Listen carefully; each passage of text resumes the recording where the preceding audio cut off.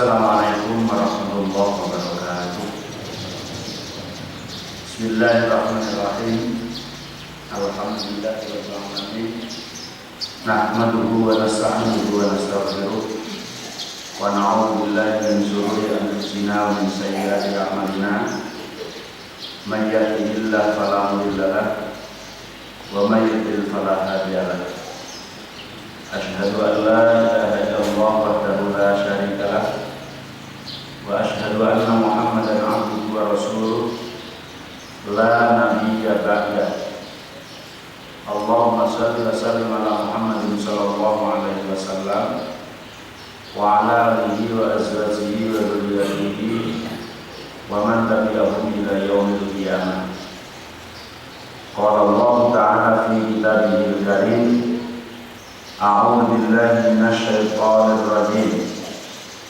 Ya ayyuhalladzina amanu taqullaha haqqa tuqatih wa la tamutunna illa wa antum muslimun. Ya ayyuhan nasu taqu rabbakum alladzi khalaqakum min nafsin wahidatin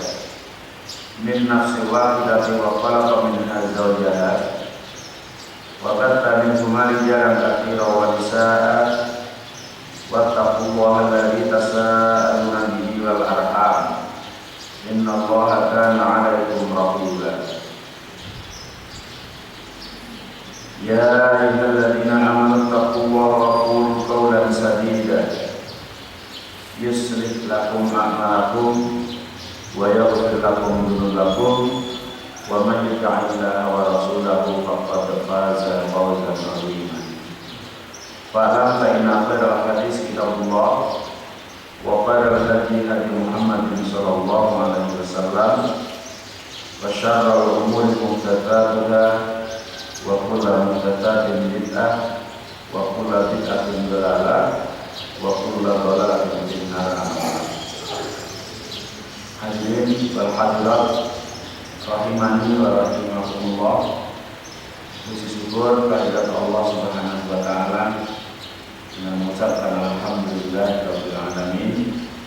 Pagi hari ini kita semua bisa berkumpul melaksanakan ibadah salat subuh bersama. Semoga ibadah kita senantiasa diterima oleh Allah Subhanahu wa taala. Salawat dan salam semoga tercurahkan kepada Nabi kita Muhammad sallallahu alaihi wasallam beserta para sahabatnya, para keluarganya, para istri-istrinya, dan juga kepada pengikut setianya hingga yaumil qiyamah. Hadirin rahimani wa rahimakumullah, sampai ayat 35 dan 36. Semoga ayat-ayat yang sudah kita bahas, satu, kita bisa memahami, tidak lupa, dan yang kedua yang tidak kalah pentingnya adalah mengamalkan mana yang harus diamalkan, dilakukan, dan mana yang harus ditinggalkan. Semoga kita senantiasa diberi oleh Allah untuk bisa melakukan perintah-perintahnya, meninggalkan larangan-larangannya sesuai di dalam ayat-ayat yang kita bahas itu. Bismillahirrahmanirrahim sampai ayat 35, 36 masih sambungannya dari ayat sebelumnya dan 4 tentang masalah Allah membuat khalifah di muka bumi. A'udzu billahi minasy syaithanir rajim. Wa qulna ya Adam uskun anta wa zawjukal jannah wa kula minha ragadan haitsu syi'tuma wa la taqraba hadhihi syajarata fatakuna minadh dhalimin.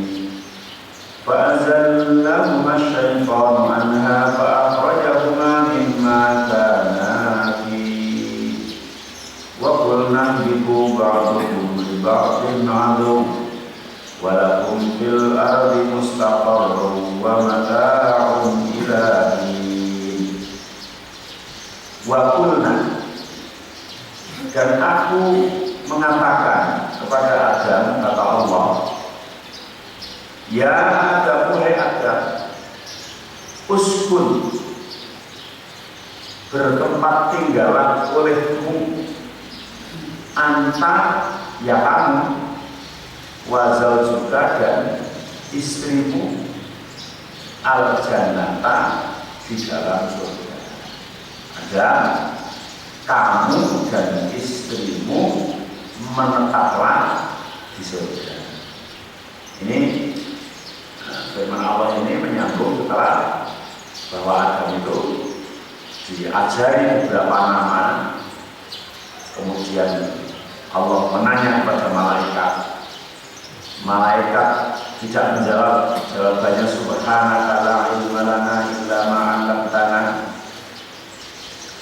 Kemudian Allah menghadap ke Adam. Adam disuruh menyebutkan nama-nama tersebut.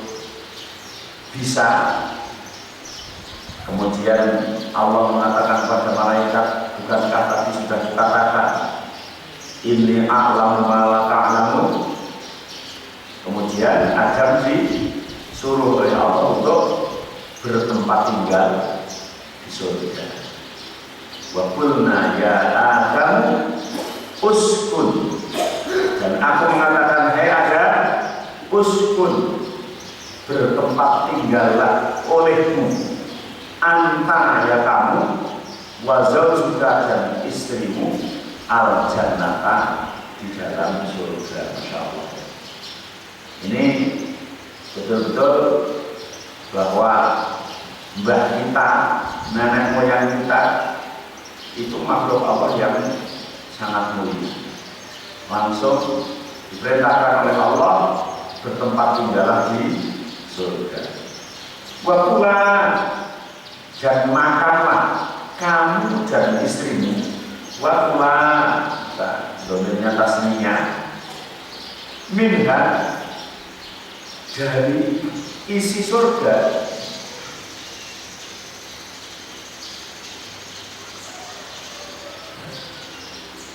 Robodan, yang enak dan banyak. Kalau di dunia makannya enggak boleh banyak. Kulu wasrofu walatus ribu. Di surga ada robodan, yang enak dan banyak. Hai susituma, sekehendak hati kalian berdua.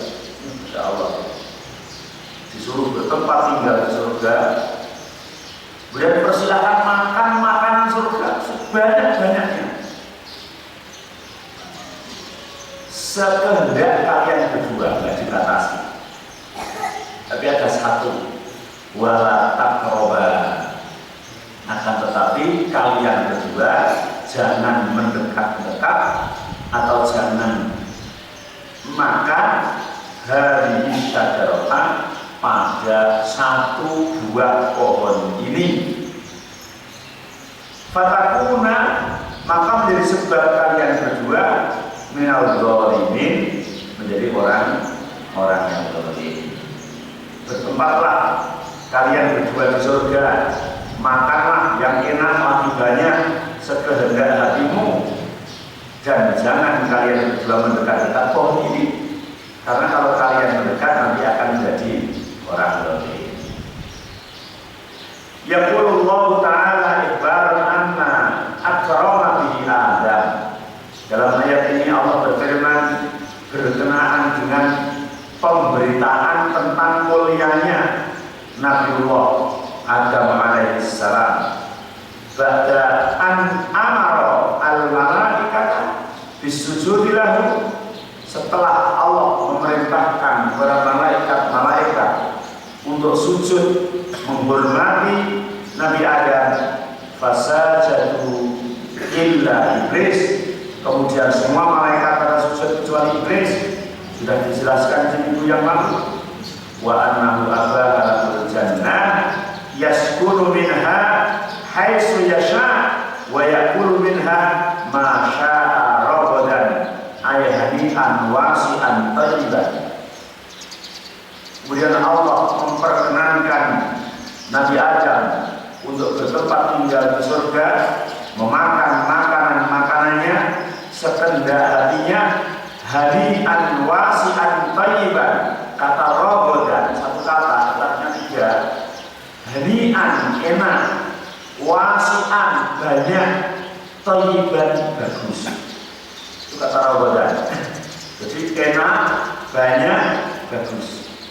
Kalau di dunia barang enak itu justru kuncinya 2 atau 4. Makanan dianggap enak di dunia ini karena makanannya sedikit. Kalau banyak menjadi tidak enak. Dengan sukanya makan durian. Itu kalau makan durian paling banyak 2 buntung atau 1 atau setengah. Kalau suruh makan 1 keranjang jadi tidak enak. Ya, karena kuncinya makan enak itu sedikit. Bahkan kadang-kadang 1 aja kalau yang besar nggak habis. Yang kedua, di dunia itu makanan menjadi enak kalau makannya sebentar, sedikit dan sebentar.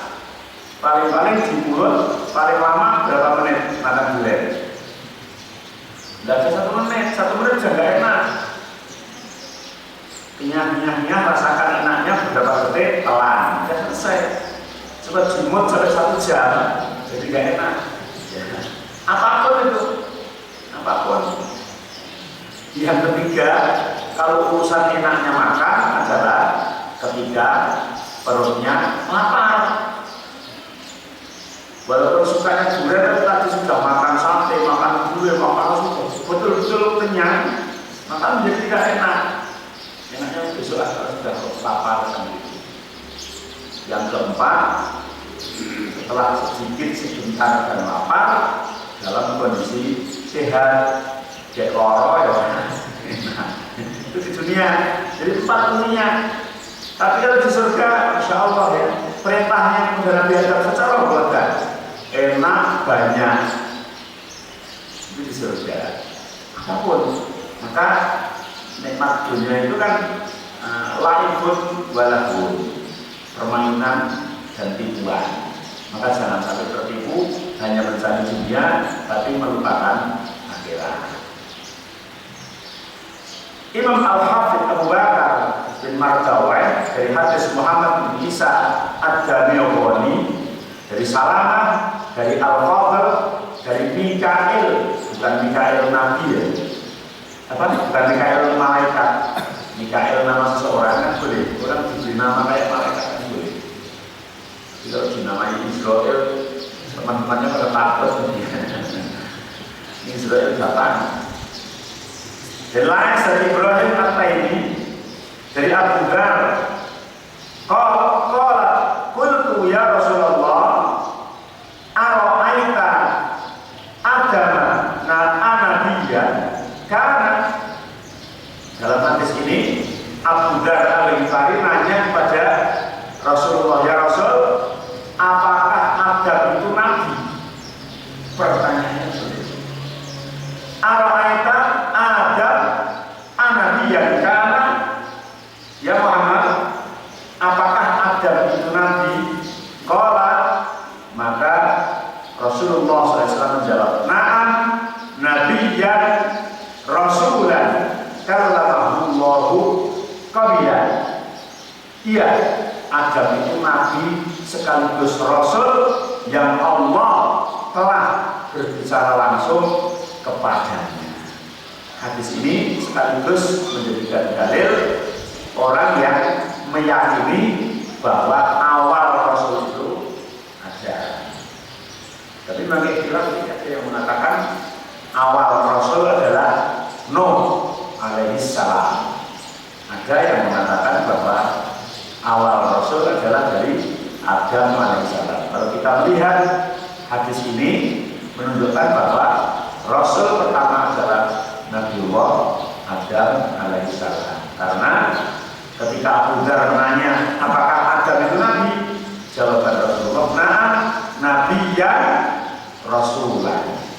Adam adalah nabi sekaligus rasul yang Allah berbicara langsung kepadanya. Jadi yang berbicara langsung kepada nabi di samping Nabiullah Musa alaihissalam, yaitu Nabiullah Adam alaihissalam, bahkan yang paling pertama. Pembicaraan langsung kepada Nabi Adam adalah berada pada kata Allah, uskun anta wa zaujukal jannah. Uskun, bertempat tinggallah olehmu, manggono siro, anta, ya kamu itu. Maka anta di sini susunannya adalah menjadi penguat. Tauhid lakal uskun. Kok di belakang kalau kata anta, sebenarnya anta itu kan dhamir munfasil marfu yang harus dibuka. Tapi ini ditaruh di belakang, kedudukannya menjadi tauhid, penguat. Uskun itu sudah ada antanya. Kemudian dipasang anta supaya lebih kuat. Uskun, bertempat tinggallah olehmu, anta, ya kamu itu. Wazau juga kamu dan istrimu. Al-jannata, di dalam surga. Ini perkataan Allah langsung kepada Nabi Adam alaihissalam sebagai penghormatan dan memuliakan kepada makhluk Allah, khalifah Allah yang bernama manusia, yaitu Nabi Adam alaihissalam. Dan selanjutnya kemarin sudah ada pertanyaan dan saya sudah menjawab, tapi kurang begitu tepat. Ternyata di lembar berikutnya itu dibahas. Pertanyaan yang ditanyakan adalah qad ihtalafa fil jannah allati askana Adam ahiya fis sama am fil ardi. Surga yang oleh Allah diperintahkan kepada Nabi Adam untuk tinggal di sana, itu surga di langit atau surga di bumi? Kemarin sudah muncul pertanyaan itu kan. Walaupun kemarin pertanyaannya nggak di langit atau di bumi, surga yang akan ditempati kita besok atau surga yang dimaksud adalah kebun yang ada di bumi. Wal aksarun alal awwal. Mayoritas ulama dan terutama ulama Ahlus Sunnah wal Jamaah mengatakan bahwa surga yang ditempati Nabi Adam dulu kala, ya, pada saat itu adalah surga yang akan ditempati pula oleh anak cucunya di kemudian hari. Itu surga itu.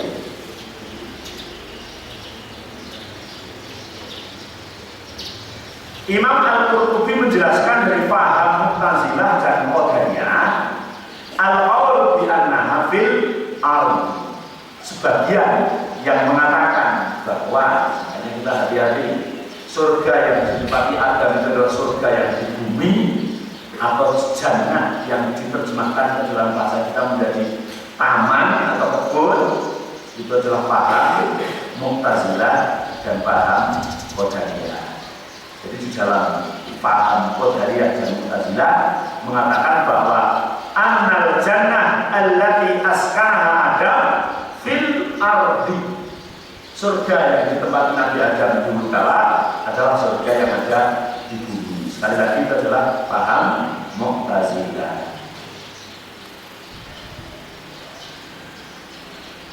Wasiatul ayat yaqtadi anna Hawa khuliqat qabla dhuhuri Adam al-jannah. Kalau kita melihat konteks di sini, uskun anta wa zaujukal jannah, bertempat tinggallah hai Adam, kamu dan istrimu di dalam surga. Konteks pemahaman ayat ini menunjukkan bahwa istri Nabi Adam yang namanya Hawa diciptakan oleh Allah sebelum Adam itu masuk ke dalam surga. Hanya tempat itu tidak dijelaskan secara terperinci. Jadi Hawa diciptakan oleh Allah di luar surga. Karena setelah istrinya ini ada, kemudian baru Allah mengatakan uskun anta wa zaujukal jannah. Masuklah, tetaplah kamu di dalam surga. Waqad sarraha bidzalika Muhammad bin Ishaq Hal yang demikian itu sebagaimana yang dijelaskan oleh Muhammad bin Ishaq.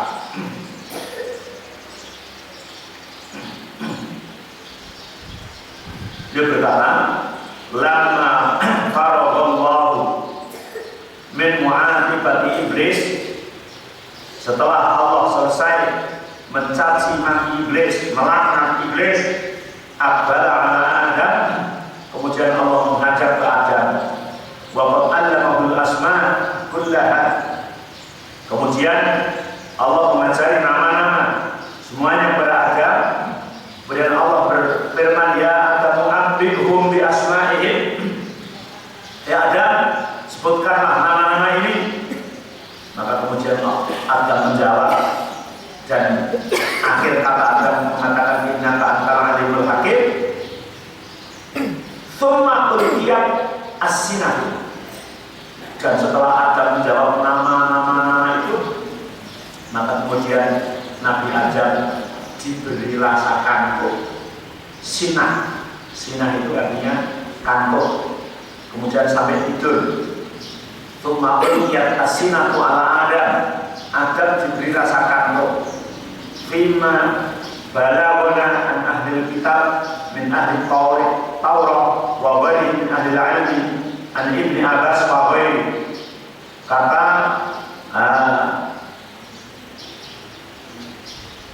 Muhammad bin Ishaq meriwayatkan dari Ibnu Abbas, dan juga yang beliau dengar dari ahli kitab, dari orang yang ahli dalam kitab Taurat, dan juga mendengar dari Ibnu Abbas.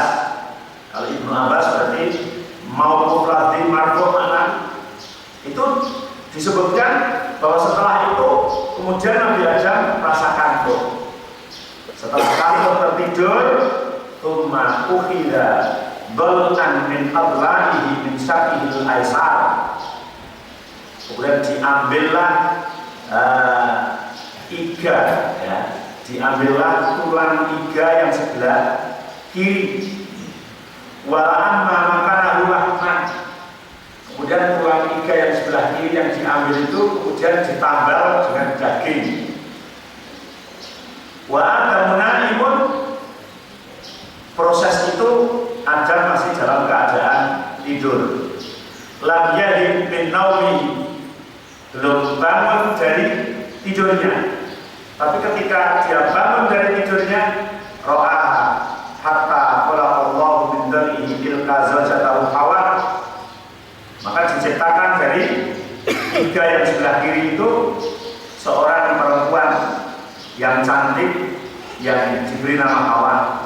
Wa sawwaha imra'atan liyaskuna ilaiha, dan kemudian Allah mengaturnya, membuatnya yang bagus supaya menemani Nabi Adam di dalam surga. Falamma kashafa an husina, kemudian setelah Nabi Adam hilang rasa kantuknya, wahaba min naumihi, dan bangun dari tidurnya, ra'aha ila janbihi, kemudian Nabi Adam melihat di sebelahnya ada teman, ada wanita, padahal tadinya dia sendiri. Kemudian Nabi Adam mengatakan, fima yazumuna wallahu a'lam, bagaimana yang Nabi Adam sangka dan Allah yang Maha mengetahui. Nabi Adam mengatakan, lahmi wa dami wa zawjati, oh darah dagingku, oh istriku, oh pendamping hidupku. Fasakana ilaiha, kemudian Nabi Adam mendekat dan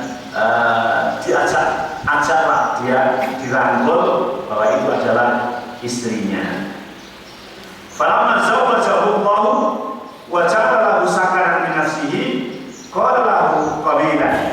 Ketika Allah menikahkan antara Adam dan Hawa, kemudian menempatkan di dalam surga, maka kemudian dalam mengantarkan, menetapkan supaya bertempat tinggal di surga, kemudian Allah berfirman, ya Adam uskun anta wa zawjukal jannah wa kula minha ragadan haitsu syi'tuma wa la taqrabu hadhihi syajarata fatakuna minadh dhalimin.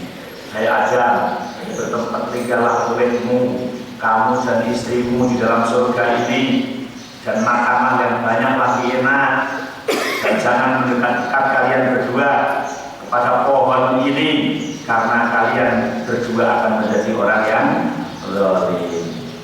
Maka dikatakan inna khalqa Hawa kana ba'da tuhulil jannah. Tapi juga ada yang mengatakan, yaitu dari Imam As-Sadi di dalam kabarnya yang dari Abi Malik, Abi Shalih, dari Ibn Abbas, dari Murrah, dari Ibnu Mas'ud, bahwa Hawa diciptakan oleh Allah itu ya di dalam surga itu.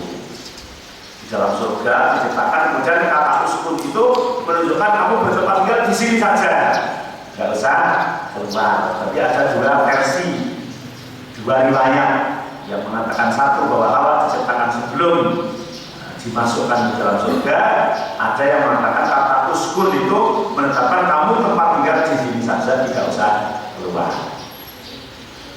Akhraja iblis minal jannah wa askana al jannah. Allah telah mengeluarkan iblis dari surga dan menetapkan kepada Nabi Adam untuk bertempat di dalam surga. Fakana yamshi fiha wahsyan. Maka pada saat itu, untuk yang nilai yang kedua bahwa Hawa diciptakan di dalam surga, Nabi Adam berjalan sendirian. Setelah iblis itu tadi kan temannya, setelah iblis itu dikeluarkan dari surga, fakana yamshi fiha wahsyiha, bahwa Adam itu berjalan sendirian, kesepian gitu. Laisa lahu zauj, dia tidak punya pasangan. Yaskun ilaih, yang untuk mengadu ketentraman. Walaupun di rumah yang bagus, rumah yang indah, kalau sendirian ya sepi, kurang nikmat. Nabi Adam pun merasa kesepian. Panama naumatan, maka kemudian Nabi Adam tertidur. Fastai kodok, ketika dia bangun dari tidur, wa inda ra'sihi imra'atun qa'idatun. Ternyata bangun di sampingnya sudah ada perempuan. Khalaqallahu min dhal'ihi, yang diciptakan oleh Allah dari tulang iga. Min dhal'ihi. Ada wanita cantik di sebelahnya. Fasalah. Kemudian Nabi Adam bertanya, ma anti, siapa? Kamu kok perempuan, ada sisiku, siapa kamu? Qala imra'atun, aku adalah perempuan. Ya tahu kalau kamu perempuan, lima kuliti, kenapa aku diciptakan? Qala litaskuna ilaihi, supaya kamu adalah tentram denganku, kata Hawa. Qala lahul malaikat, yang dulu nama bala wa ilmi. Kemudian malaikat mengatakan kepada Adam, yang Adam itu sudah diajari oleh Allah tentang ilmu-ilmu itu. Dan malaikat bertanya, masmuha ya Adam, siapa namanya itu wanita yang ada di sisimu? Qala Hawa menjawab, Adam menjawab, Hawa, namanya adalah Hawa.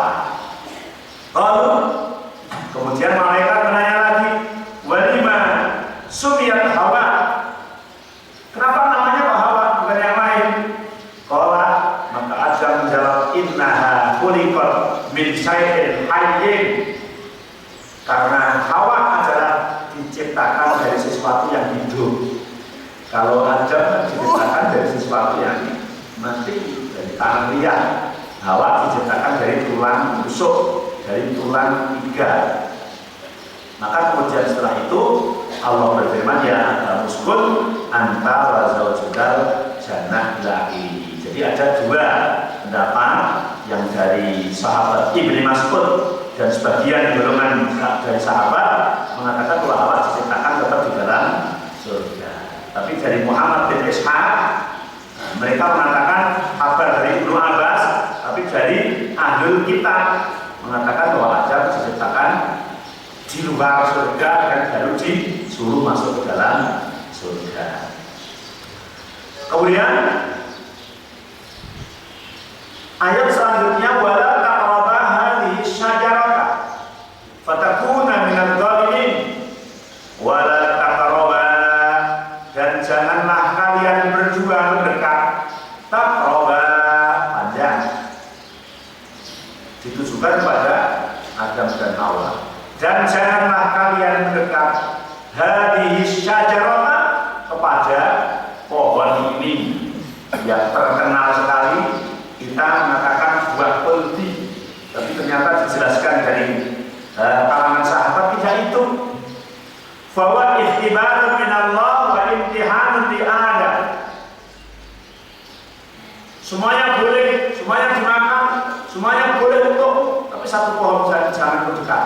Ini imtihanun li Adam.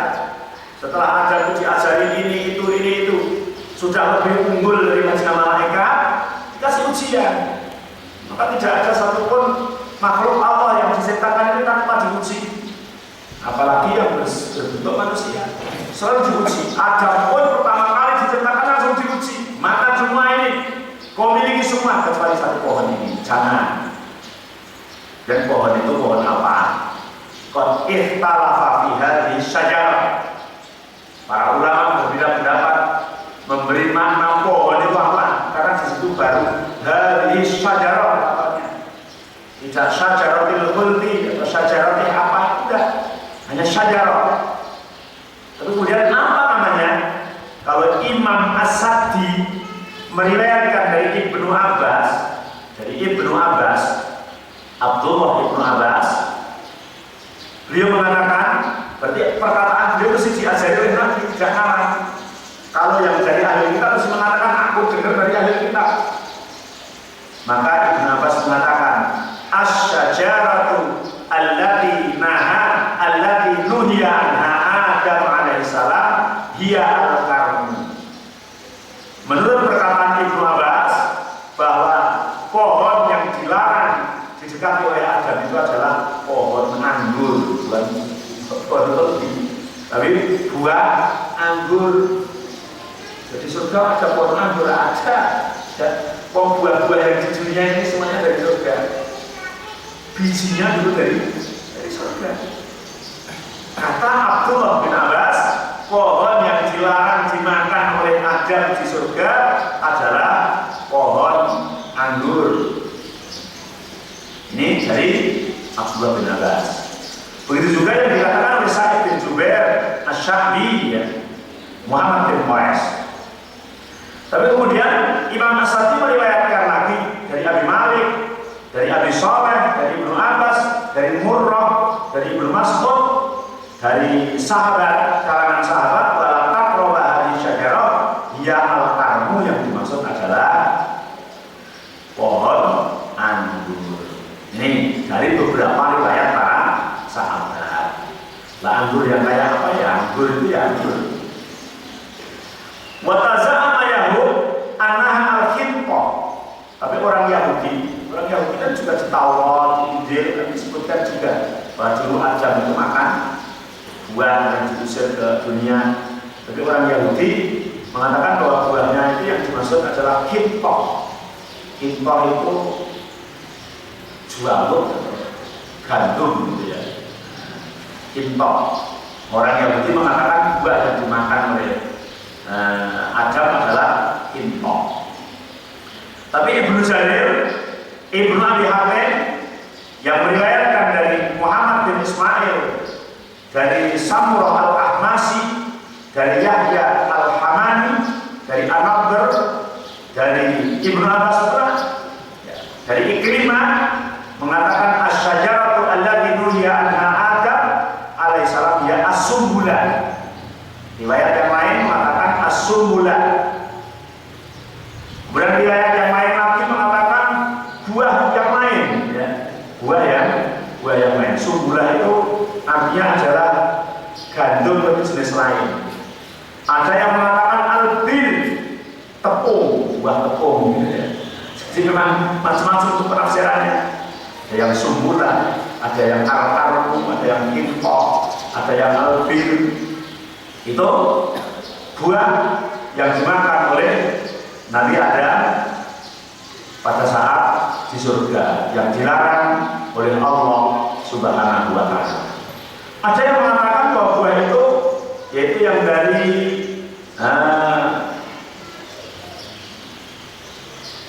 Abul Jil menanyakan tentang Sa'alani an syajarah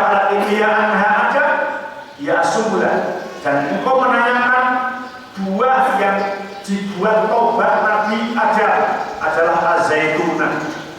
Jadi buah yang dimakan adalah sumbulan, kemudian buah yang bawahnya dibuat tobat Nabi Adam adalah apa namanya, buah tin. Tapi terus gimana itu yang benar? Fahari aqwalu sittatin fi tafsir hadhihi syajarah. Memang 6 pendapat tadi ya. 6, itu ada 6 pendapat. Itu adalah buah yang dilarang oleh Allah dimakan oleh Nabi Adam alaihissalam. Qala al-Imam Abu Ja'far bin Jarir, Imam Abu Ja'far bin Jarir rahimahullah mengatakan was-shawab, yang benar fi dzalika, di dalam masalah nama pohon itu paling bagus adalah ayyuqala innallaha azza wa jalla sana'u naha adam wa zawjatahu an akli syajarah bi'ainiha min asyaril jannah duna sa'iri asyariha fa'akala minha wa la ilma indana bi ayyi syajaratin kanat ala ta'ayyun. Yang paling tepat bahwa pohon yang dilarang oleh Allah dimakan Nabi Adam ketika itu adalah pohonan surga yang Nabi Adam memakan sebagian buahnya, dan nama pohonnya tidak diajarkan oleh Allah secara terperinci. Ya, la ilma indana bi ayyi syajaratin kanat ala ta'ayyun. Tidak ada ilmu bagi kami untuk mengatakan itu pohon apa. Li'anna Allah lam yadha li'ibadi dalilan ala dzalika fil Qur'an wa lam yasunnah as-sahihah. Kata Abu Ja'far bin Jarir, karena Allah tidak mengajarkan nama-nama pohon itu secara terperinci baik di dalam Al-Quran maupun di dalam sunnahnya Rasulullah Sallallahu Alaihi Wasallam. Ya, pohon itu aja. Bahkan juga tidak mengatakan buah khuldi. Kalau buah khuldi itu karena diambil dari kata bahwa buah tersebut adalah makanan para malaikat, yang malaikat itu selalu menetap di surga. Khuldi artinya adalah khalidin, kekal. Jadi buah kekekalan. Orang yang ingin kekal dengan memakan buah kekekalan. Padahal buah kekekalan itu sendiri adalah Allah Subhanahu wa Ta'ala. Maka Adam adalah melanggar hak-hak Allah sehingga justru dia menjadi tidak kekal. Akhirnya malah diturunkan ke dunia. Itu filosofisnya seperti itu, tapi sebetulnya namanya itu nggak ada. Ya buah saja, pohon itu saja. Waqila kanat sajaratul bir, waqila kanat sajaratul aina, waqila kanat sajaratul tin. Ada yang mengatakan itu adalah gandum, itu adalah anggur, itu adalah tin, itu adalah ini itu. Wajah izin antakuna waqidatan minha. Ya boleh-boleh aja, bisa jadi kalau nggak tin ya mungkin zaitun, mungkin anggur, mungkin kurma, mungkin apa, bisa saja. Kalau nama buah. Wadhalika ilmun ida ulima lam yanfa'al alim bihi ilmu wa in jahila jahilan lam yadurhu jahluhu bihi wa alam. Yang itu bila kita kejar, kita pelajari terus sampai tahu bahwa buah yang ada di surga yang dimakan ada itu apa, itu pun tidak menambah manfaatan bagi kita. Atau manfaatnya enggak. Begitu juga ketika tidak tahu namanya buah itu apa, juga tidak bahaya. Karena memang Al-Quran hanya menginformasikan wala taqrabu hadhihi syajarata fatakuna minal dhalimin. Dan janganlah kalian mendekat kepada pohon ini, karena kalau kalian mendekat nanti kalian akan menjadi orang yang zalim. Allahu a'lam. Wa dzalika rajjaha al-Imam Ar-Razi fi tafsirihi wa qawlihi wa as-shawab fa zallahu asy-syaitanu anha yasihu ayyakuna ad-dhamir fi qawli anna ila jannah. Kemudian lafal selanjutnya atau ayat selanjutnya fa'azallahu asy-syaitanu anha, fa'azalla, maka kemudian menggelincirkan kepada mereka berdua asy-syaitan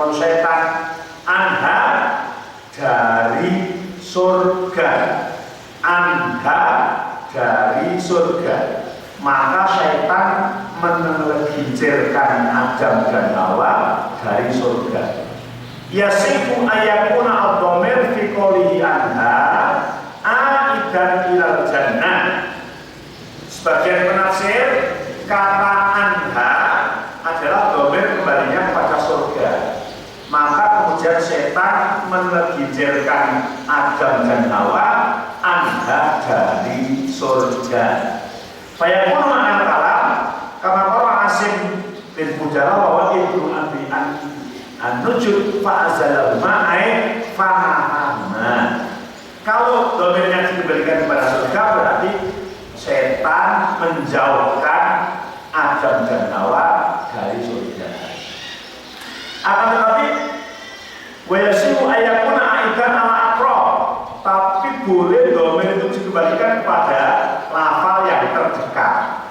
Kalau yang terdekat berarti fa'azalahuma setan anha, yang paling dekat dari kata itu, maka kembalinya adalah kepada syajarah.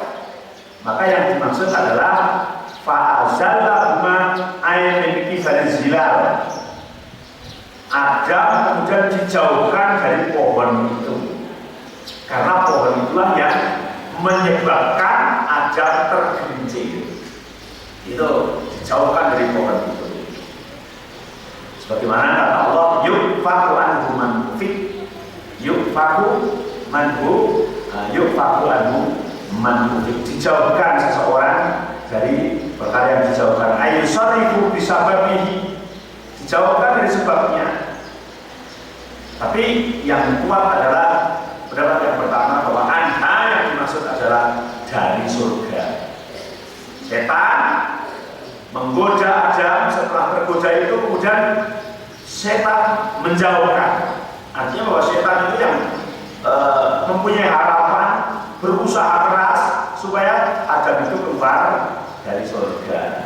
Maka setelah makan buah itu, fa'akhrajahuma mimma kana fi, maka kemudian Allah mengeluarkan mereka berdua mimma kana, dari perkara-perkara yang mereka berdua berada di dalam surga. Air minal libas wal manzil ar-rahim wal razaq al-hani wal raha, dijauhkan dari bertempat tinggal di surga, pakaian di surga, kemudian rezeki yang enak-enak di surga, raha istirahat di surga, itu dijauhkan oleh Allah. Wa qulna bitu ba'dukum li ba'din adu wa lakum fil ardi mustaqarrun wa mata'un ilahi. Dan aku katakan kepada Adam setelah Adam makan buah itu, ihbitu, turunlah kalian ke dunia, turunlah kalian ke bumi, ba'dukum li ba'din adu, dan kamu sebagian dengan yang lain akan saling bermusuhan. Berarti ini sudah sunnatullah, sudah sejak zaman Nabi Adam diciptakan oleh Allah. Karena kamu melanggar apa yang aku tetapkan, kamu memakan buah yang aku larang, maka turunlah kalian berdua sekarang ke dunia. Dan di dunia nanti kamu akan, sebagian dari keturunanmu nanti akan saling bermusuhan. Maka kita antisipasi. Sunatullah itu bukan berarti terus kita lakukan, ada yang harus kita antisipasi. Walakum fil ardi mustaqarrun, dan bagi kalian di dunia ada tempat tinggal. Mustaqarrun, mustaqarrun, ada kediaman, ada rumah.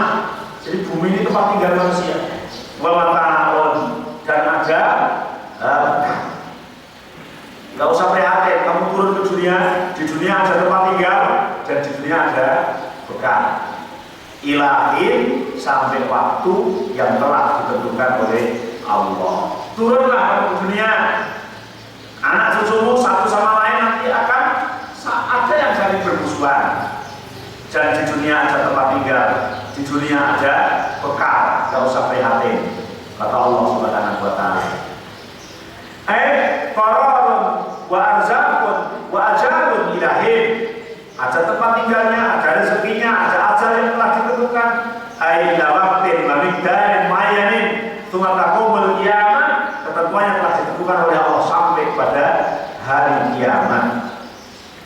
Wa dzakara al-mufassirun min as-salaf, sebagian kalangan ahli tafsir dari golongan para salafus salih, yaitu dari Abi Aliyah, dari Wahab bin Munabi dan yang lain, ini adalah akhbar Israiliyatan an Isabil Hayyah wa Iblis. Ada cerita Israiliyah, kalau nanti kita dengar ya, para sahabat menjelaskan ada cerita Israiliyah tentang cerita ular dan iblis. Kalau pernah dengar ya, cerita ular dengan iblis. Wa kaifa jara min dukhuli iblis ilal jannah wa waswasatihi, bagaimana iblis itu masuk surga dan menggoda Adam ya, itu lewat ular. Tapi penjelasannya nanti akan dijelaskan pada tafsir surat Al-A'raf ya. Akan dijelaskan secara panjang lebar. Kemudian Imam Ibnu Abi Hatim mengatakan yang dari sahabat Hasan bin Ubaid bin Ka'ab, Rasulullah SAW pernah bersabda, Inna Allaha khalaqa Adam rasulan tiwalan. Kata Rasulullah bahwa Allah Subhanahu wa Ta'ala menciptakan Adam adalah seorang laki-laki yang tinggi, dalam sebagian riwayat 60 hasta. Kalau satu hasta itu berapa? 40 cm, berarti kali 60 berapa ya? Nah, jadi hampir 40 meter. Kayak yang listrik. Tinggi dulu. Sekarang kita kecil-kecil, karena umurnya juga panjang-panjang. Jadi kalau beras, itu berasnya gede gelas ini. Banyak gede-gede. Kasih rasa rasi yang tebal rambutnya. Kasih syahrir rosi, rambutnya tebal, gondrong. Karena hulu latun suhu pun seperti pohon kurma yang lebat. Gambarannya ada rambutnya petol, buahnya seperti pohon kurma yang lebat. Falamma daqa asy-syajar saqata anhu libasu. Kata Rasulullah, ini jelas dari Rasulullah dan dari Ubaid bin Ka'ab. Ketika makan buah yang dilarang, itu pakaiannya Nabi Adam morong, kucul, ya. Makan buah itu terus pakaiannya morong, Rasulullah. Saqata anhu libasuhu, pakaiannya morong, kucul. Fa'awwalu ma bada minhu uratuhu, dan pertama kali yang terlihat pada saat itu adalah uratnya. Betapa malunya Nabi Adam alaihi salam, dilarang makan itu dimakan, menjadikan morong. Kemudian falamma nadhara ila uratihi, ketika melihat wajah uratnya, saya kok jadi telanjang kayak gini ya, aurat saya jadi kelihatan kayak gini. Ja'ala yasaddu fil hana fa'aqadat sa'ruhu syajaratan fanaza'aha fanadahu ar-Rahman. Ketika itu Nabi Adam berusaha untuk menutupi auratnya dengan rambutnya yang tebal tadi. Dengan rambutnya yang tebal diusahakan untuk menutup auratnya. Tapi ternyata rambutnya itu nyangkol terhadap pohon yang buahnya tadi dimakan. Bingung, jadi kesangkut itu rambutnya. Buat itu tidak bisa. Fanadahu ar-Rahman. Kemudian pada saat kejadian itu dipanggil oleh Allah, ya Adam, minni tafir. Hei Adam, mau lari kemana kamu? Minni tafir, kamu mau lari kemana? Mau lari dariku ya? Mau melarikan diri ya? Falamma sami'a kalam ar-Rahman, ketika mendengar firman Allah, Adam menjawab, qala ya Allah, walakin istahya, tidak ya Allah, tapi aku malu ini. Ini sebagian riwayat yang disebutkan oleh Rasulullah SAW. Nabi Adam tinggi, rambutnya tebal. Ketika makan buah itu kemudian pakaiannya melorot. Benar dalam hadis yang lain, yaitu dari Ja'far Al-Quraisy,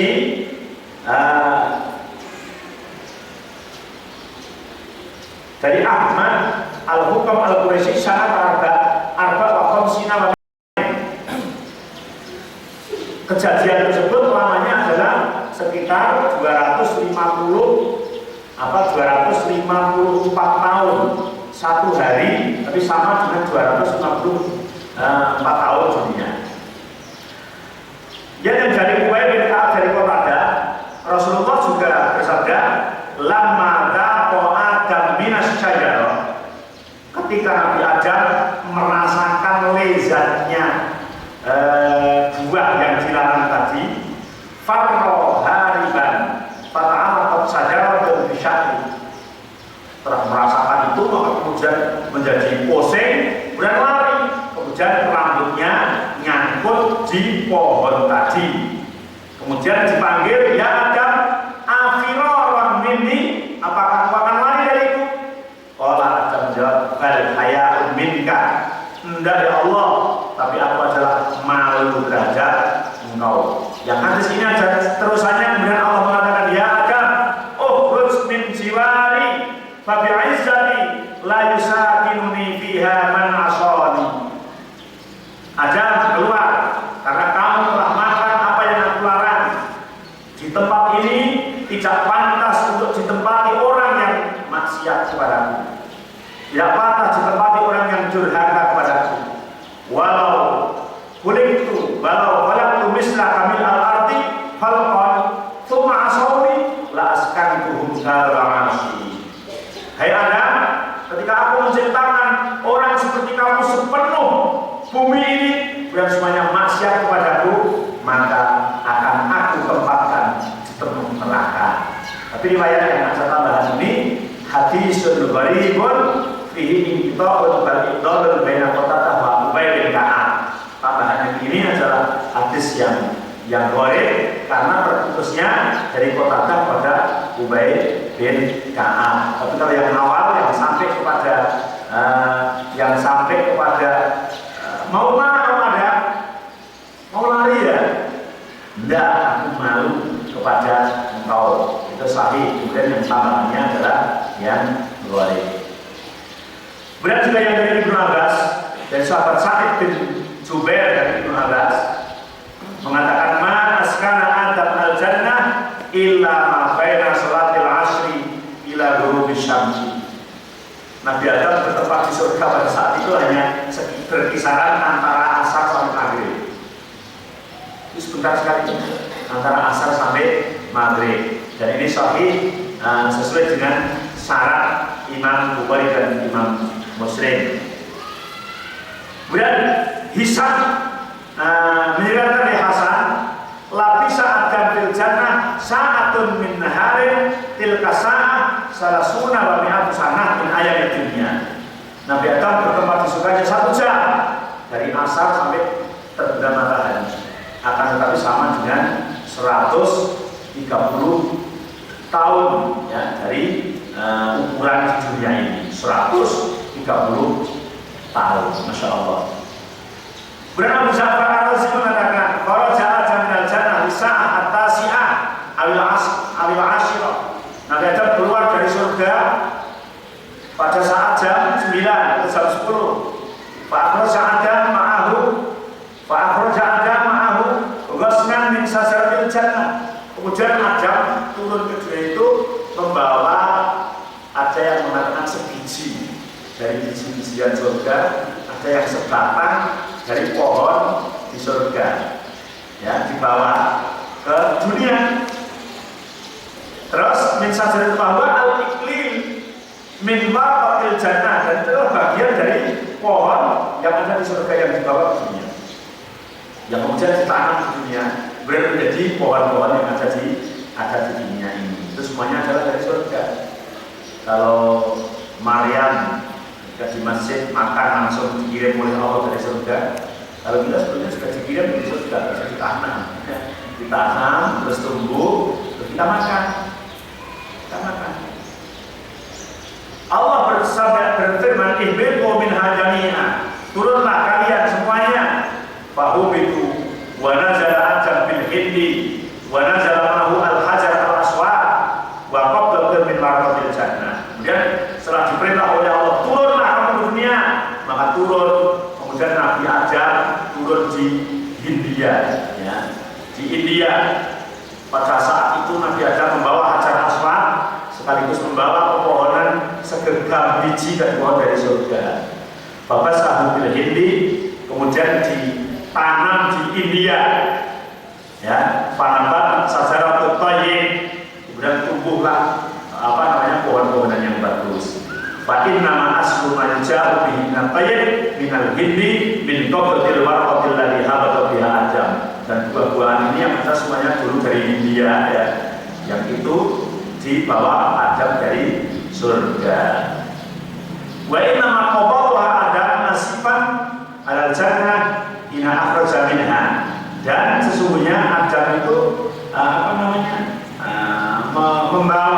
membawa yang tidak sengaja, karena habis makan makanan itu diusir, kemudian masih ada yang terbawa ke dunia. Tapi ya memang Allah untuk menghendaki seperti itu supaya menjadi bekal bagi orang yang akan hidup di bumi ini, ya. Setelah oleh Allah Nabi Adam diusir, tapi diusirnya itu adalah ada hikmah yang sangat besar. Karena dosanya Nabi Adam telah diampuni oleh Allah Subhanahu wa Ta'ala. Tapi hal yang seperti ini tetap masih diceritakan, bahkan dibuat sebuah ayat oleh Allah Subhanahu wa Ta'ala yang kemudian disampaikan kepada Rasulullah Shallallahu Alaihi Wasallam supaya cerita itu betul-betul jelas dan menjadikan sebuah pelajaran yang berharga buat anak cucunya nanti yang ada di dunia ini. Kemudian dari Atta bin Sa'id, dari Sa'id bin Jubair, dari Ibnu Abbas mengatakan, ahbata Adam minal jannah biduhanan ardul Hindi. Ini yang dari Ibnu Abbas tadi, bahwa Nabi Adam itu turun di dunia itu di kota Dahnan. Kata kota Dahnan itu yang ada di India. Sampai sekarang masih atau enggak pernah ke India. Yang pernah ke India memang ada kota Dahnan. Ibnu Hajar mengatakan dari Ibnu Abbas juga, ahbata Adam alaihissalam ardun yuqallah Dahnan baina Makkah wa Taif. Itu Dahnan itu antara Makkah dan Taif.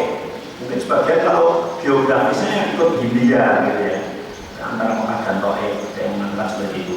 Wa Hawa bi Jeddah, dan Hawa diturunkan di Jeddah. Maka Jeddah itu kan pakai mu'anas ya, artinya nenek. Itu kota lama itu Jeddah, lama sekali. Jeddah itu artinya nenek. Karena Nabi Ibu Hawa turun di Jeddah. Dan iblis turun di Dustamisan. Namanya tempat itu Dustamisan di dalam kota Basra.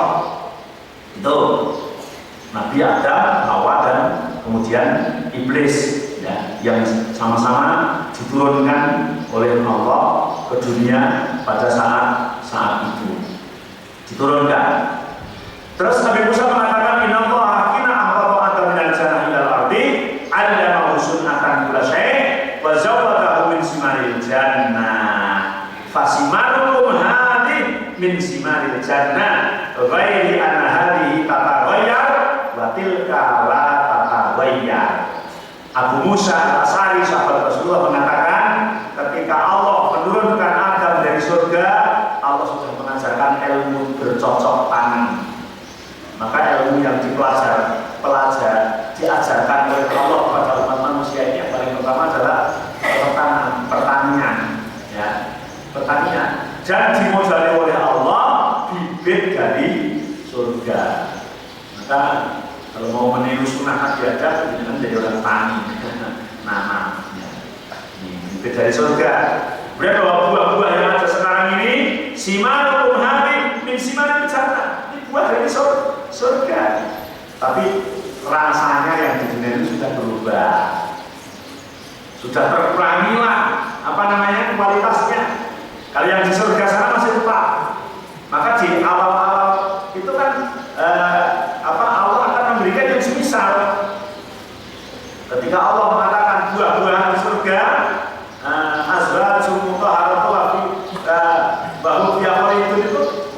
dikasih buah-buah yang serupa, tapi rasanya yang berbeda. Yang di dunia rasanya sudah berubah, tapi yang di surga tetap tilka la tatabayyan. Dalam hadis Abu Hurairah, Rasulullah juga bersabda, khairu yaumin tala'at fihi syamsu yaumal jum'ah fihi khuliqa Adam. Hari di mana setiap hari matahari terbit dari timur, tapi yang paling baik adalah hari Jumat. Kenapa? Fihi khuliqa Adam. Hari Jumat itu di mana hari Adam diciptakan. Wa fihi udkhilal jannah. Hari itu Nabi Adam dimasukkan surga. Wa fihi ukhrij minha. Dan hari itu Adam juga dikeluarkan dari surga. Riwayat Imam Muslim. Maka Jumat adalah kata Rasulullah hari yang terbaik, karena hari di mana Allah menciptakan Adam, dimasukkan ke dalam surga, dan begitu juga hari itu adalah peristiwa Nabi Adam dikeluarkan dari surganya Allah Subhanahu wa Ta'ala. Akan tetapi hikmah yang dipetik di sini adalah bahwa sejak Adam diciptakan sudah diciptakan tantangan, yaitu ada musuhnya iblis laknatullah. Yang kedua, tidak perlu pesimis dan kecil hati ketika kita sudah melakukan banyak dosa. Asalkan bertaubat kepada Allah dengan taubat yang sesungguhnya, maka Allah pun berkenan untuk mengampuninya seperti Nabi Adam, sebagaimana Nabi Adam juga diampuni oleh Allah Subhanahu wa Ta'ala. Yang ketiga, bahwa iblis sebagai musuh Adam dan anak cucunya berlaku terus ila yaumil qiyamah. Jadi kita tidak terselamatkan dari godaan iblis, tapi iblis tetap selalu menggoda kepada kita semua. Akan tetapi kita minta perlindungan kepada Allah Subhanahu wa Ta'ala. Tanpa perlindungan Allah, tidak mungkin kita akan mendapat pertolongan, akan mendapat keselamatan. Dan yang keempat, ending dari semuanya adalah kita ke surga, yang itu telah dijanjikan oleh Allah Subhanahu wa Ta'ala, yang dalam cerita yang jelas yang pernah merasakan ke surga itu dengan dua Nabi Adam dalam satu riwayat hanya 1 jam atau 2 jam, walaupun namanya sekian tahun ukuran di dunia. Dan yang kedua adalah Nabi Muhammad SAW ketika Mi'raj, karena pernah mampir ke surga, dan yang lain belum pernah merasakan, tapi dijanjikan untuk sana. Semoga kita semuanya adalah termasuk oleh Allah dikategorikan sebagai ahlul jannah. Walaupun mungkin masalah hisab itu pasti ya, karena ada hari hisab. Tapi permintaan kita sebagaimana dalam surat Al-Insyirah ya, Fajul asabu hisab yasir. Ya Allah, diberikan aku hisab yang ringan.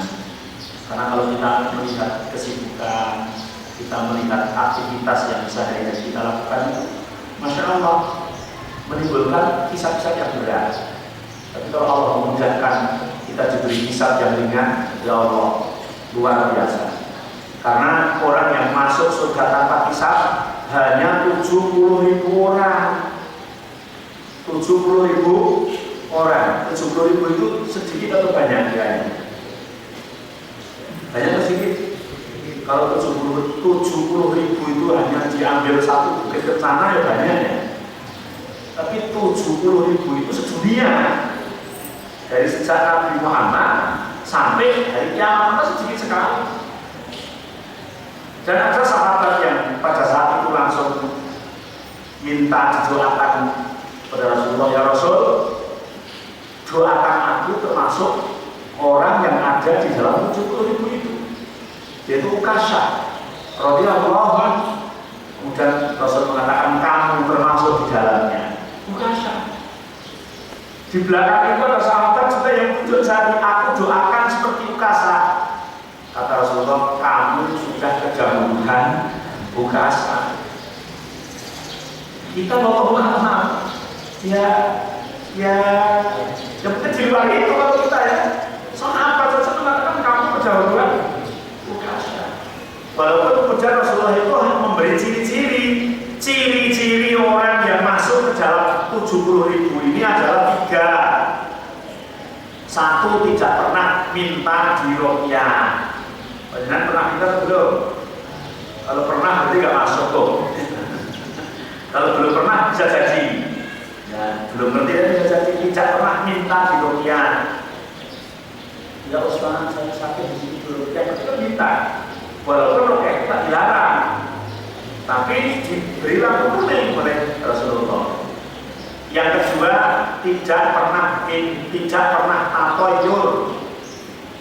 Tatoyur itu menggantungkan suatu hal dengan burung. Walaupun sudah ngomong, kalau di tempat saya masih ada burung penjaganya itu. Wah, mau ada tamu ya? Tatoyur namanya. Ya, namanya tatoyur. Ada burung gagak, ada orang mau mati ya, apa ya namanya? Kalau sudah seperti itu, walaupun sudah tobat, yang tidak masuk, tidak masuk. Mau pernah, walaupun kalau sudah tobat itu susahnya hilang, tapi tidak masuk menjadi orang yang dijamin masuk surga tanpa hisab. Dan yang sulit yang ketiga, tidak pernah berobat pakai kain. Kain itu berobat dengan besi yang dipanaskan. Nah ini secara terperincinya kayak apa Allah? Kalau dulu mungkin besi itu dibakar kemudian untuk mengobati yang sakit atau apa. Sekarang mungkin apa gitu ada semacam-macamnya. Besi yang dipanaskan. Bukan haram, tapi itu mengurangi ketawakalan seseorang. Kalau kita melihat di situ, masya Allah, kita tuh ada di luarnya, di luar dari yang 70. Tapi kita mintanya walaupun di luar yang 70, minta fayuhasabu hisab yasir. Ya Allah, kalau mau dihisab ya dihisab nggak apa-apa, tapi yang ringan-ringan aja. Artinya itu diperiksa gimana? Ya sudah. Masuk, itu ya. Jadi nggak begitu diteliti banget gitu.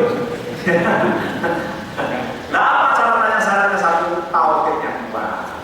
Allah Rasulullah mengatakan barang siapa yang mati menemui Allah dengan keadaan tidak syirik, walaupun membawa dosa sepenuh bumi, maka Allah akan membawa ampunan sepenuh bumi juga. Maka tauhid ini yang kita kuatkan. Ya, tauhid akidah dalam hati jangan sampai lepas, jangan sampai terkontaminasi oleh kesyirikan, tercampuri oleh tahayul, oleh khurafat, oleh keyakinan-keyakinan yang tidak ada dasar, yang itu akan menodai ketauhidan kita. Tauhid kita kita kuatkan, berdoa kepada Allah, semoga Allah memberikan istiqomah sampai akhir hayat kita. Amin ya rabbal alamin. Sekian, persilakan kalau ada pertanyaan.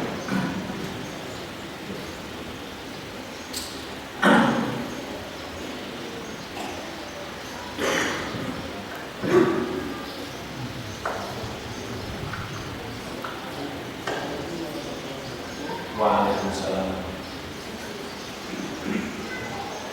Jadi yang terakhir tadi tentang orang yang di waktu sebelum itu tadi, salah satunya ada orang yang meminta diruqyah.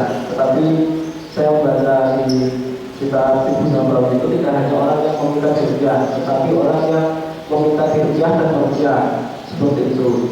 Yang pertama, apakah itu betul yang meminta diruqyah dan yang meruqyah? Yang kedua, ruqyah yang seperti apa? Yang misalkan saya tidak diruqyah itu ruqyah yang seperti apa yang menyebabkan kita tidak masuk ke 70 golongan itu? Karena ketika ada sahabat yang mengobati kepala suku dengan bacaan Al-Fatihah, itu Rasul menggunakan dan dibaca Al-Fatihah itu termasuk ar-ruqyah, seperti itu kan. Kalau misalkan ternyata adik saya itu, Mas saya sakit gitu, saya bacakan Al-Fatihah, apakah termasuk dia yang kita diruqyah, seperti itu? Terima kasih Ustaz. Ya, terima kasih sekali, Masya Allah. Jadi memang dalam teks hadis itu, ya, panjang hadisnya dari Musa al-Asy'ari. Bahkan awalnya diawali dengan siapa yang tadi malam mimpi melihat bintang jatuh. Terus yang ditanyakan ruqyah yang seperti apa? Sebenarnya di situ hanya orang yang minta. Karena setelah dibaca tafsirnya mengurangi tawakal kepada Allah. Bukan berarti ruqyah itu tidak boleh. Karena ruqyah itu awalnya Rasulullah mengatakan bahwa ruqyah syirkun, ruqyah sirik. Tapi kemudian dibagi bahwa ketika Rasulullah mengizinkan ruqyah dan ada sahabat yang meruqyah, maka bahwa ruqyah itu dibagi menjadi dua, ada ruqyah syar'i dan ruqyah yang tidak syar'i. Dan ruqyah yang syar'i itu diperbolehkan. Tapi teks di dalam hadis ini berbicara istarqo, orang yang minta di ruqyah, minta. Maka kemudian yang di ruqyah karena tidak minta malah tidak marahkan. Dan jangan sekali lagi prihatin bahwa hanya tidak masuk ke dalam 70.000 orang itu. Dan itu jelas ketika ukasa tunjuk jari dan di belakangnya tunjuk jari itu sahabat. Yang sahabat itu notabene tidak dijanji masuk surga, tapi tetap saja di luar yang 70.000 itu. Itu kan jelas sekali. Bukan berarti sahabat itu semuanya, karena kalau jumlah sahabat itu kan juga lebih dari 70.000. Sehingga ketika ada sahabat yang minta diruqyah, tapi kalau dalam kasus tadi kan bukan minta, tapi justru sahabat itu dimintai. Yang minta adalah kepala suku, ya. Yang minta untuk diruqyah. Jadi kemudian ketika ada saya sakit ininya ya, ini gimana minta diobati bapaknya, kemudian diruqyah, ya tidak termasuk minta diruqyah. Kalau tidak minta diruqyah, kalau ini saya sakit diruqyah ya, itu jelas. Karena teksnya memang minta diruqyah.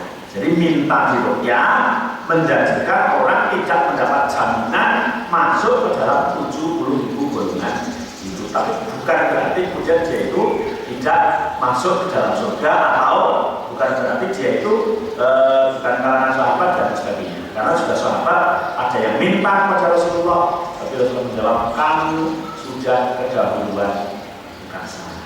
Wallah.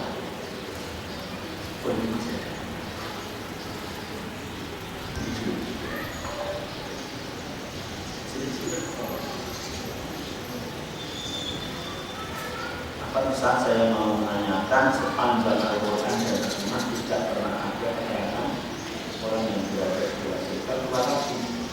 Bahkan ada orang mereka di dalam jalan Adam dan Hawa dikeluarkan dari surga. Bagaimana keterangannya?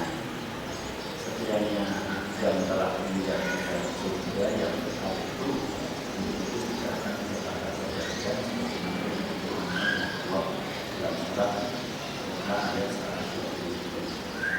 Iya, surga yang kekal, ya, surga yang kekal itu adalah besok tidak semua yang masuk surga itu kekal di dalamnya kalau secara umum.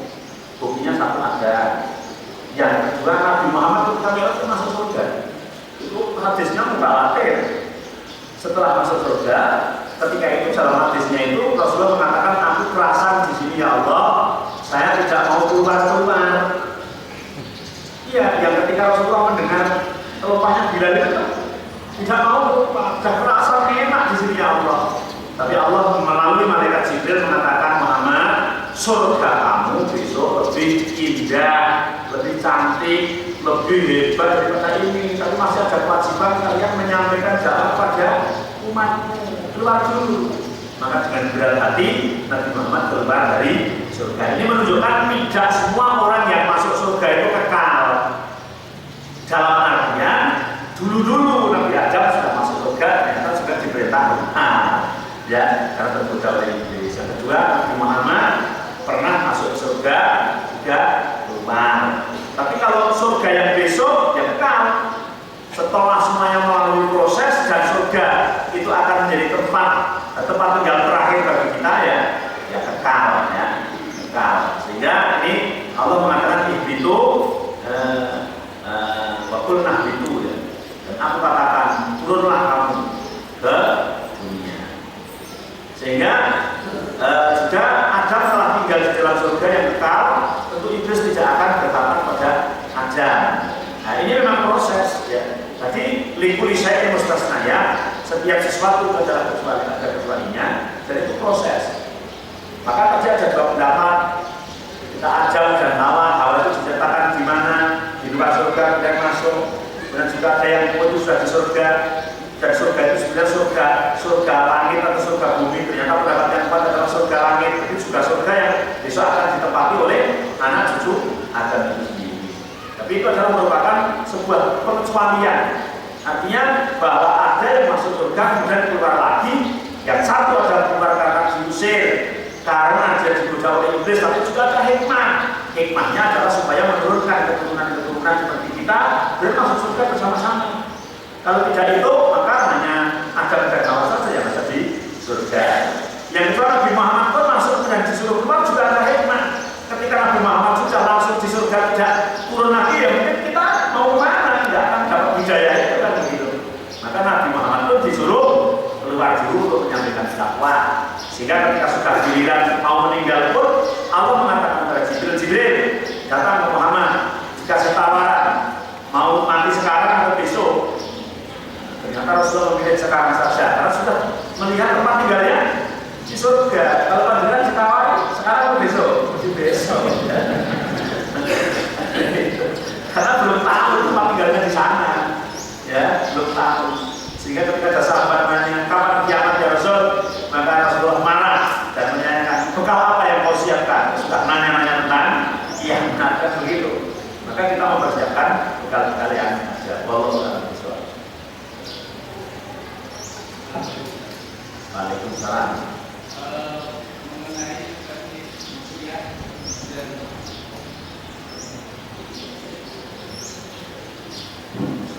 Assalamualaikum. Tadi mengenai rupiah dan cake itu kan perkara yang tidak diharamkan.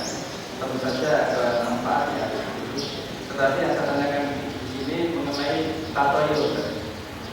Apakah tatoyur itu perkara yang diharamkan atau bahkan syirik atau mungkin dibolehkan?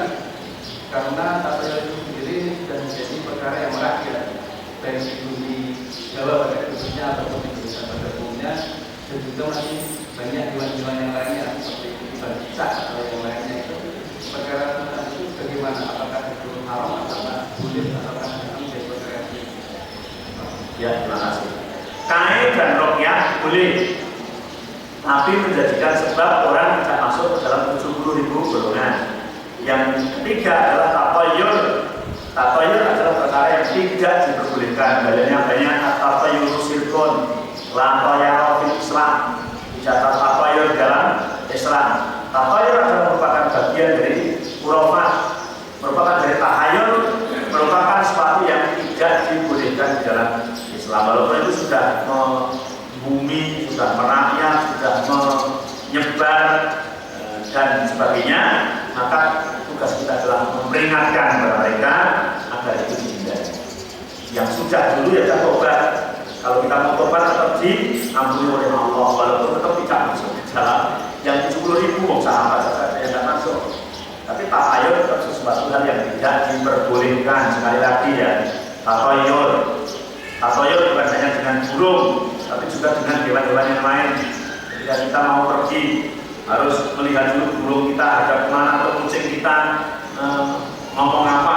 Kucingnya meong, ya. Katanya ngomong ini. Nah, kalau menghadapnya ke sana, saya perginya ke sana. Bahkan termasuk hari matinya siapa. Kalau di kampung namanya naas, ya, sebagai contoh, nggak boleh pergi, nggak boleh ini, nggak boleh ini. Atau bulan suro, ya, nggak berani sunat, nggak berani nikah, nggak berani apa. Tapi kalau bayi berani, ya, bisa mempat, ya, itu.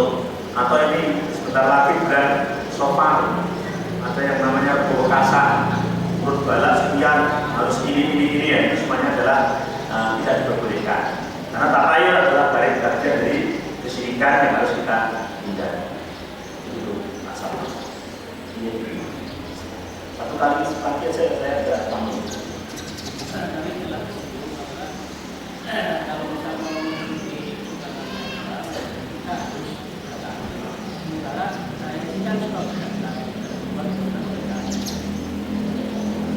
Berjaga adalah sunnah Nabi Muhammad, lebih mulia ya. Karena Nabi itu memang oleh Allah diciptakan sendiri-sendiri ya. Nabi Adam tani, Nabi Muhammad gembala kambing dan gada. Dan dalam sejarah Nabi Isa adalah dokter. Kemudian Nabi Daud, wah itu apa ya sekarang ya? bengkel atau besi gitu ya. Nah, mungkin pabrik apa senjata. Nah, kemudian Nabi Nuh buat kapal, teknologi perkapalan. Artinya tadi itu kan membicarakan sunnah Nabi Adam. Sunnah Nabi Adam. Jadi tani itu juga sunnah Nabi, yaitu Nabi Adam alaihissalam. Tapi bukan mengatakan mana yang lebih mulia. Ya, nanti memang ada sebuah hadis yang mengatakan bahwa apa pekerjaan itu yang paling mulia. Rasulullah mengatakan perdagangan itu adalah yang paling mulia. Kata Rasulullah SAW. Maka Rasulullah mengatakan pedagang yang jujur masuk surganya lebih dahulu daripada yang lain. Nah, tapi biasa dagang dengan kejujuran ini agak berat, ya. Maka kalau bisa jujur, masya Allah, kepalanya sangat besar sekali. Jadi tadi hanya disinggung tentang bahwa Adam turun itu ya tadi pertama karena mau dagang dengan siapa, belum ada yang lainnya. Mau apa pada yang lain? Dia dibekali biji dari surga tanam. Setelah tanam baru bisa makan. Kemudian setelah punya anak baru tambah ada peternakan sehingga Habil dia beternak. Nah, terus berkembang sehingga setelah dari nabi yang lain ada keahlian yang lain sampai pada Nabiullah Muhammad SAW. Ya, cukup ya. Semoga bermanfaat sampai waktu yang akan datang untuk meneruskan ayat selanjutnya. Semoga bermanfaat. Subhanallahumma wa bihamdika, asyhadu an la ilaha illa anta, astaghfiruka wa atubu ilaik. Assalamualaikum warahmatullahi wabarakatuh.